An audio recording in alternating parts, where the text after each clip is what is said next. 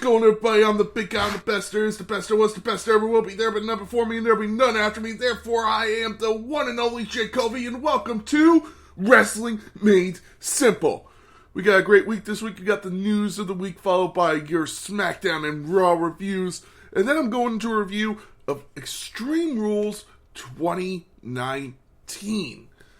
We then have a reading from the Book of Rules, your WWE Drink of the Week. Then we have everybody's favorite, the Battle Droid of the Week. Let's get into it this week, ladies and gentlemen, as WWE has announced something huge for Survivor Series. It will no longer be a Raw vs. SmackDown show. It will be War Games! That's right, War Games will be happening at Survivor Series. I am so excited for this. I love War Games TakeOver. It's awesome to me. So the fact that we have a War Games match on Survivor Series, I think it's perfect. I am so excited. And they also announced the main event for Crown Jewel, as Crown Jewel in Saudi Arabia will be main evented for the WWE Universal Championship, Undisputed Universal Championship.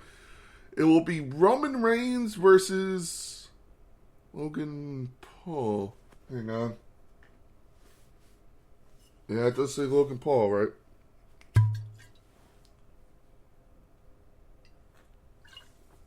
A little rum will help me wash that one down. Anyway, that's right. It will be Logan Paul versus Roman Reigns in Saudi Arabia. I don't know how to feel about this. I understand that a lot of people are saying, like, hey, Saudi Arabia shows, they aren't really canon. A lot of shit just happens there just to happen. And I thought about it with him versus Floyd Mayweather.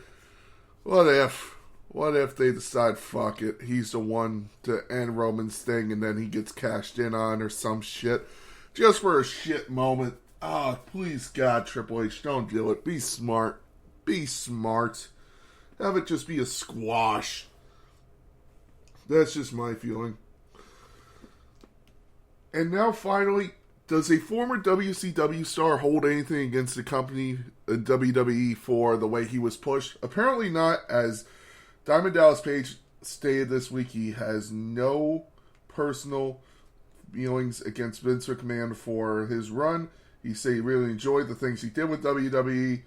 He's doing stuff again with them, and he is very happy to be back. He says he is happy to be there, and he has no terrible feelings towards Vince McMahon or WWE. That's good to hear. I really feel WWE misused him when he came to WWE after WCW shut down with the stupid stalker gimmick. But, it's just good to see that, bygones could be bygones. And that's the news this week. Very short week in the news. Let's get it. Oh, and also shout out to MJF, who is apparently now engaged to his girlfriend Naomi. Apparently his mom said if they ever break up, they are choosing Naomi to live with instead of him. So MJF, watch out, brother. Let's move on to SmackDown. As SmackDown kicked off with Logan Paul saying he's done it again. He put his foot in his mouth again. And he believes that he could beat Roman Reigns for the WWE Undisputed Universal Championship. And there will be a press conference in Las Vegas on Saturday. The Bloodline then came out, and Paul Heyman's back. I can't tell you how excited I was. I was Googling that. I'm like, when is Paul Heyman coming back? I really want to see Paul Heyman. I love Paul Heyman as a mouthpiece. I think he's one of the best people on the mic, maybe ever. And it's almost not close. Like, Piper is probably the only one who could match him. That's probably it. Anyway, so the Bloodline came out. Paul, he said if Logan was anyone outside WWE, he would be a Paul Heyman guy. So, Heyman then said Logan's making a terrible mistake trying to fight Roman. Sami Zayn then came in and he said that he's basically going to just take care of Logan the way he should. Then Sami, he took a huge punch from Logan, gets dropped. Ricochet comes out to back up Logan Paul. It's funny to see that because if you remember, Logan Paul came into WWE with Sami Zayn for WrestleMania 37. So it's kind of funny how tables have turned. Ricochet then came out for a match with Sami Zayn. They have an alright match. Nothing that I'm like, alright, this is a great match, you know. I thought it was alright at best. Ricochet picks up the win very easily. I really don't like how they're doing Sami Zayn there. We think that, and after a match, the Bloodline tried to get involved. Madcap Moss fought off Solo Sikoa with a steel chair to make sure the Bloodline didn't attack Ricochet or Logan. This would lead on to a match later in the night between Madcap Moss and Solo Sikoa. After this, we got Karrion Kross promised to put an endless loop of suffering to Drew McIntyre. He said, "You fought hard, but like everyone who gets locked in the Cross jacket, you ended up passing out." So I love the new Karrion Kross. I love that he's back to really his old NXT gimmick. Then apparently during the commercial break, something weird happened. They're playing this song, The White Rabbit. I'll get more to it, and people are alluding to everything for it, and I'll get to that in my Battle Droid of the Week. But it's very weird. We then go to a Maximum Male Models thing where they're showing off their new school line gimmick, their new school line or whatever, and Braun Strowman comes out and attacks them. Chad and Otis then try to attack Braun. Otis body slams Braun Strowman, and it's announced next week we will get a collision of the big guys, Otis versus Braun Strowman. I'm actually excited for this match. This could be fun. Braun Strowman's showing off his new move, the Power Bomb, but I really hope we get a running Power Slam on Otis. That would be cool to see him actually pick him up and hit a running Power Slam. That'd be awesome to see. We then get Bayley coming out to have a match with Raquel Rodriguez. They're saying they're happy they injured Aaliyah, put her on the shelf for Raquel Rodriguez. Kind of coming out angrily. I like this. I like Raquel Rodriguez being angered about something. I like the smile. I want to see Raquel Rodriguez come out and beat the shit out of someone, you know? Bayley was able to pick up the win over Raquel, showing that I guess they're just kind of pushing Raquel a little bit down the card, keeping her in the tag division, not really making her a solid one-on-one star yet. I don't know why. Maybe it's something else to do. After a match, Damage Control really start beating down Raquel, hitting her with everything they had, including the championship belts. But Shotzi comes out and makes a save. Apparently, this wasn't supposed to happen.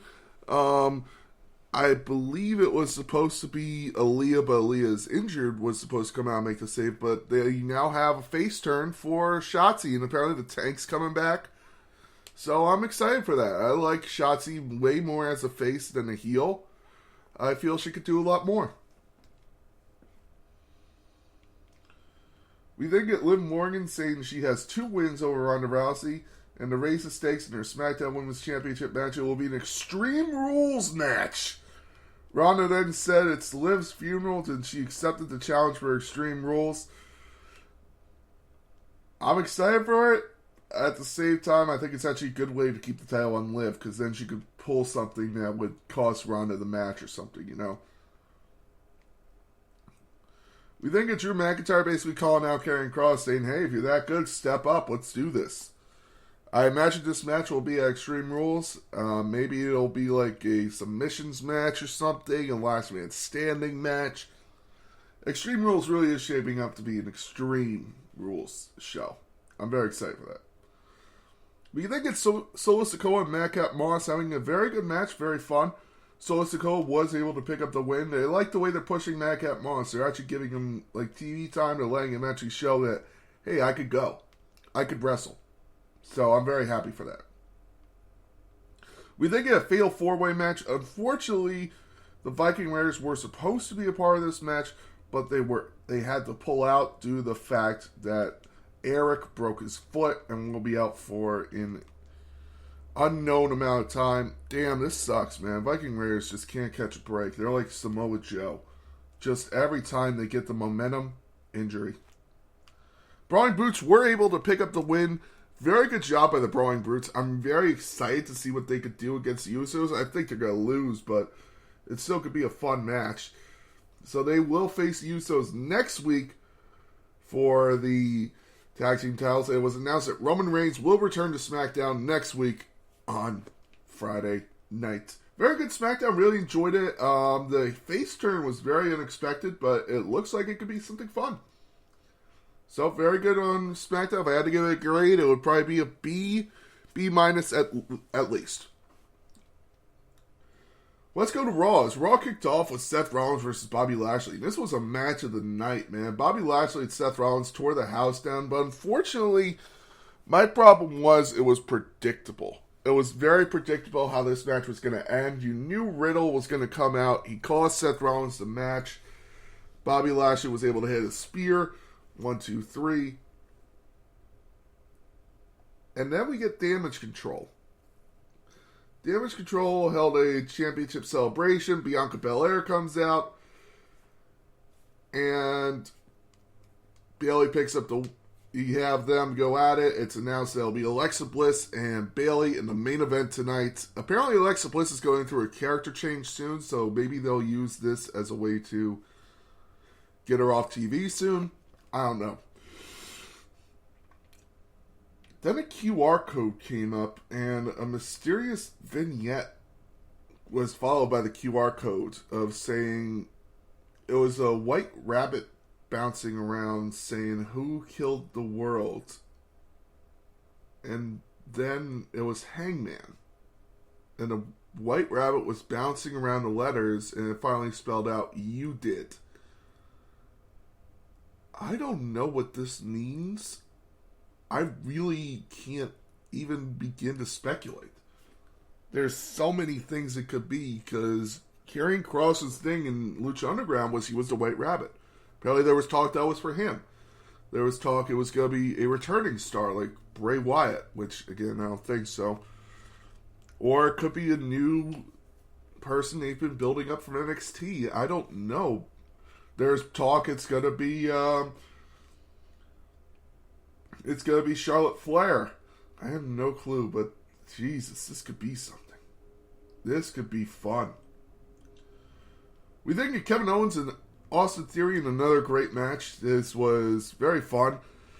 Kevin Owens was able to hit the pop-up powerbomb after Johnny Gargano stole the Money in the Bank briefcase that Theory was about to use on Kevin Owens. So you have Kevin Owens hit the pop-up powerbomb, picks up the win. Then you have Johnny Gargano drop the briefcase right on Theory's balls. Theory holds his dick going, "Oh!" Very funny. It was then announced that it will be Alpha Academy versus Panda Express, which is the joke name that they've given to Kevin Owens and Johnny Gargano, next week on Raw in Kevin Owens' home country of Canada. So, I'm actually excited for that match. We then got the Brawling Brutes versus the Street Profits, and another banger. This week on Raw really got off to a hot start. Brawling Brutes were able to pick up the win, but the Street Profits showed up, and man, they were ready for that smoke, man. They were ready to beat the shit out of some motherfuckers. Great job on the Street Profits. Brawling Brutes pick up the win. Damn, this was a fun week in Raw. We then get Judgment Day versus Rey Mysterio and Matt Riddle. Another fun match. You had actually Dominic on the outside saying, "Hit him with a steel chair, hit him with a steel chair." After Seth Rollins intervened on behalf of Judgment Day, trying to take out Riddle for costing him the United States Championship match. Unfortunately, this was enough time for Finn Balor to get his bearings back in the ring, hit the 1916, and then the coup de grace on Rey Mysterio. Judgment Day picks up the win, and after this, it was announced they're going to go out and party. But then the camera cuts to a brawl backstage between Seth Rollins and Riddle. Rollins said he would give Riddle his rematch anytime, any place, any stipulation. Riddle then yelled, "Extreme Rules, Fight Pits." Oh man, I'm excited for that one. A fight pit match. Apparently there's talk that Ken Shamrock wants to come back and be the referee for this. I would love that every day of the week. Fight pit match and Extreme Rules. This could be fun, man. This could be good. We then get The Miz on Miz TV trying to bring out Dexter Lumis for ruining his life. He said that Dexter Lumis is afraid of him. Unfortunately, this was kind of a botch as Dexter Lumis tried to cut through the carpet of the ring, but he just couldn't get through. Excuse me. Finally was able to get through, pulls Miz down through the carpet, and Tommaso Ciampa comes in, makes a save. I hope this is an Extreme Rules match. I don't know, but I don't know what's happening with this storyline. I don't know where it's going. I kind of want it to end so Lumis and Miz can move on to different things.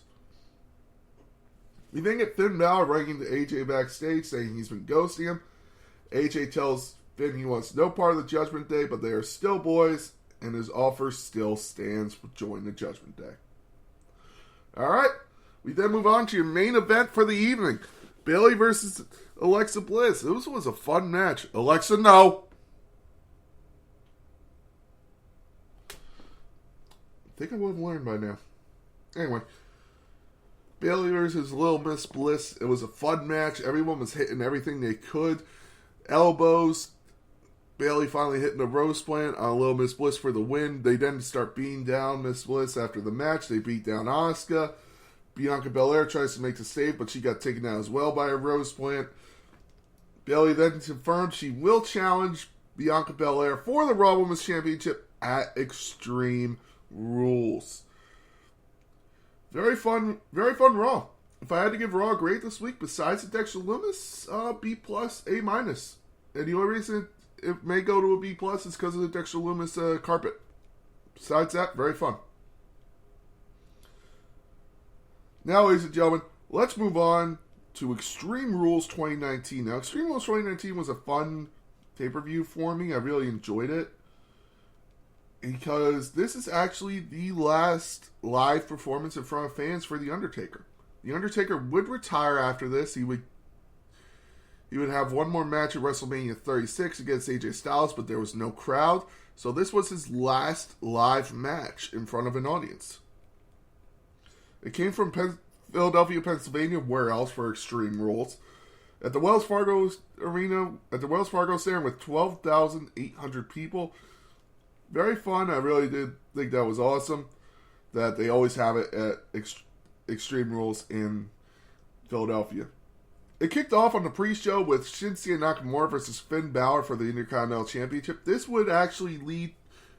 Shinsuke would beat Finn Balor. This would actually lead to the redesign of the Intercontinental Championship. So, this was actually the real time when WWE started turning the page of like, okay, we're moving on from the old stuff.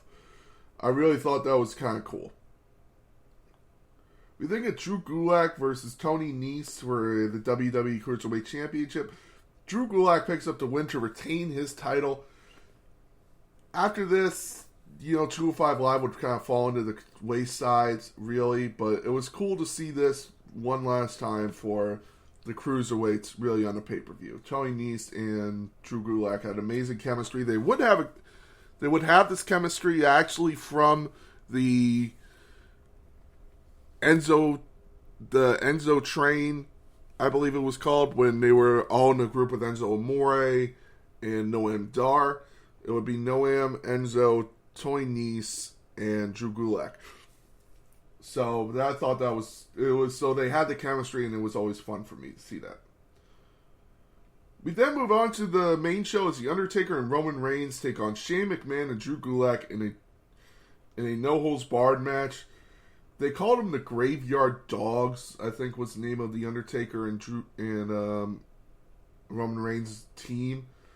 I still want to see an Undertaker-Drew McIntyre match because I think that would be very cool. Be a very cool Clash of Styles. Very awesome match. Everyone really gave it their all for this match because they were selling the no-hold-barred gimmick. They were really hitting steel chairs a lot.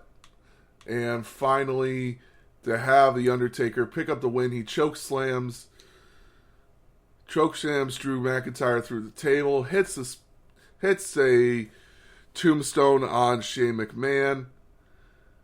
Undertaker and Roman Reigns pick up the win. It's just fun to see this as the last match for The Undertaker live You know, I hope people realize what they saw. We think of the Revival, Scott Dawson and Dash Wilder versus the Usos for the Raw Tag Team Championships. This was a time when it was more of a comedy gimmick for the Usos on Raw. Moving them back to SmackDown was the smartest thing they could do, because the Usos shouldn't be a comedy gimmick, neither should the Revival. They were doing the shaved back thing, the hot oos, which was basically ball powder. It was so stupid. The Revival pick up the win in a 12-minute match. I could see why at this time Revival wanted their release, but they would be moving over to SmackDown and would actually win the SmackDown Tag Team Championships. I believe making them the only team to ever win the SmackDown, NXT, and Raw Tag Team Championships. We then get Aleister Black versus Cesaro in a nice 9-minute match. This match was fun it was really a clash of a technician versus just a hard hitter. I thought that was awesome. Great job by Aleister Black to pick up the win here over Cesaro. I thought that was awesome. We then get Bayley versus Nikki Cross and Alexa Bliss in a handicap match for a WWE Women's SmackDown Championship match. Bayley able to pick up the win, not because just a little outside interference by Sasha Banks. Bayley would continue her reign to go into Hell in a Cell, not this year, but next year after that, and would finally lose it to Sasha Banks after a record-breaking title reign for Bayley. We then get Braun Strowman versus Bobby Lashley in the last man standing match. This was a feud that was boiling for a while. You could tell this was a Paul Heyman show because he really went extreme.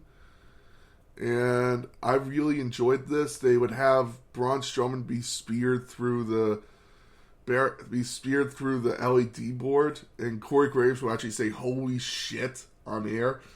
It really, when Paul Heyman was in charge of Raw, it was very fun. Just gotta say that right now. But anyway, Braun Strowman and Bobby Lashley would hit everything they could on each other in this 17-minute match. I honestly think this was match of the night. That's just my opinion. I thought this was an amazing match, fun. Really enjoyed this match. AJ Styles and Braun Strowman would pick up the win over Bobby Lashley. We then get the New Day versus Daniel Bryan and Rowan and Heavy Machinery in a triple threat match for the SmackDown Tag Team Championships. Fun match. New Day would pick up the win over the champions Daniel Bryan and Rowan. They really weren't pushing Heavy Machinery yet, but they would towards the end of the year, going into next year, for Otis to really become a single star. We then get AJ Styles versus Ricochet for the United States Championship. This was a feud that was going on for a while. AJ Styles would show Ricochet respect after a couple matches, and then the club would get involved with Luke Gallows and Carl Anderson, leading to a AJ Styles heel turn. AJ Styles would pick up the win over Ricochet here in a 16-minute match. Fun match. Makes me really wish they would go back to this kind of match now, of just those two just going at it. But still a very fun match of AJ Styles picking up the win and becoming the new United States champion. We then get Kevin Owens beaten in basically a squash match versus Dolph Ziggler. By the way, I forgot to say, during that triple threat match, Paul Heyman would come out, and he would, because Brock Lesnar had Money in the Bank at the time. A terrible decision by WWE. Everybody felt that Brock Lesnar shouldn't have Money in the Bank. It should have been Mustafa Ali or Andrade. But anyway, so he would come out after that and would say, "I am Philadelphia and I am extreme." People would cheer for him because, yeah, it's Paulie Dangerously in fucking Philadelphia. Of course they're going to cheer for him. He's Paulie Dangerously. And he would say that his client, Brock Lesnar, is going to cash in on one champion tonight. So we get Kevin Owens beating Dolph Ziggler in the 17-minute match. We then get Kofi Kingston versus Samoa Joe in a singles match for the WWE Championship. This is when Samoa Joe was really pushed. He would have feuds with AJ Styles, Daniel Bryan, And Kofi Kingston for a WWE Championship. Makes me smile when Samoa Joe was pushed like this. Really does. Kofi Kingston would pick up the win. I really do wonder what would happen if we did get Samoa Joe as champion. And then finally, in your main event, we get a last chance winner-take-all Extreme Rules mixed tag team match. So it would be Baron Corbin and Lacey Evans going against the champions Seth Rollins and Becky Lynch. It would be Baron Corbin and Lacey Evans' last chance at those titles. And this was a fun match. It had everything: kendo sticks, tables, steel chairs. It would actually end when Baron Corbin would hit the end of days on Becky. And you see Seth Rollins get pissed because Seth Rollins and Becky Lynch are engaged, for those of you who didn't know, and they're now married. They really drove that nail home. Yeah. Seth Rollins would then hit the curb stomp on Baron Corbin, would pick up the win, 1, 2, 3. And as he's celebrating, Brock Lesnar comes out with Paul Heyman, cashes in, hits one F5, pins Seth Rollins. He is now the new Universal Champion. Seth Rollins would say that he's going to beat Brock Lesnar at SummerSlam, and he did. It would lead to the SummerSlam match. Very fun match. Great SummerSlam. I have reviewed before. Now, ladies and gentlemen, it's time for your WWE Drink of the Week. In honor of the Brawling Brutes and Sheamus and Shotzi's face turn, I give you the Ireland Iced Tea. Why do I say Shotzi as well? Well, listen up. This drink is 1 ounce vodka, 1 ounce rum, 1 ounce gin, 1 ounce tequila, ooh, strong already, 1 ounce blue curacao, 1 ounce melon liqueur, 1.5 ounce orange juice. You add all this into a shaker, fill it up, shake it, then you pour over ice, garnish with a orange and a cherry, and it gets an amazing green, just like Shotzi's hair, and you get to celebrate good old Ireland for Sheamus and the Brawling Brutes. Please drink responsibly. Do not drink and drive. Do not drink if you are under 21 in the United States, and do not overconsume on alcohol. One of these is enough. And now we're reading from the Book of Rules. Ringside assistance. Superstars may be accompanied by the following type of individuals at ringside, so long as they do not interfere with matches in any way, shape, or form. Coaches, managers, parents, siblings, spouses, significant others, tag team or stable partners, movie stars, pro athletes, I think someone wrote this, heavy metal musicians, stunt doubles, okay. A reading from the Book of Rules. And now, ladies and gentlemen, it is time for everyone's favorite segment. I'm running a little short here today. Man, fuck it. The Battle Droid of the Week. This is very easy for me to give. You know, it's not the internet wrestling community, and it's not the person I'm giving it to, really. It's more of what it's become. The Battle Droid of the Week this week is the Bray Wyatt rumors. I feel he's become a CM Punk figure already. Of when is he returning? Is he going to do this? Is he going to go here? Is he going to go there? When is it going to happen? He's happy doing other things. You know, and CM Punk finally came back. I don't know if this is White Rabbit for, but anytime there's something happening in WWE or AEW, everyone automatically goes, it's Bray Wyatt! It's gotta be Bray Wyatt! We don't know if it's gonna be Bray Wyatt for a while. Let's be honest. We don't know if he's coming back. So, while I hope it is him, for this week, the Bray Wyatt rumors are the Battle Droid of the Week. Congratulations, rumors. You win one. Uh-oh. Ladies and gentlemen, thank you very much for listening. I have been the Big Guy. Wrestling Made Simple is one of the best podcasts in the world. I have no problem saying that. It's really become more because of you guys listening. Thank you very much. Have a great day.